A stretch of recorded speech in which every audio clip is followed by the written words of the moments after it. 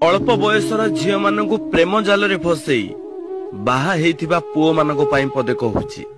संसार विषय किछि जानि नथिबा झील खास तमको विश्वास करी निज परिवार को अलगा करी तम परिवार सहित मिसिबार प्रयास करी थाए।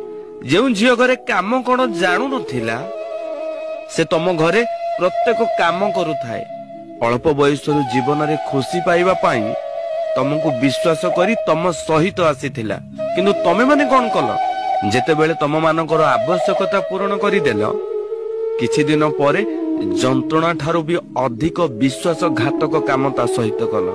अरे झीटी अल्प बयसरू जेउ समय रे से खुशी रे बुलिबा कथा से समय रे तमे ता हाथ रे छुआ धरेई देल। निजर सुंदरता को भूली निज पिलार लालन पालन करिबा समय रे तमे माने अन्य झियो मानक सहित डारेनारे कल। काहाकू विश्वास करी आसीथिला। अरे ता बापा मां को त्याग करी तम मानक हाथ धरिथिला किछि दिन खुशी रे रहिबा पाई, किंतु तमे माने ता सहित कोन करूछ?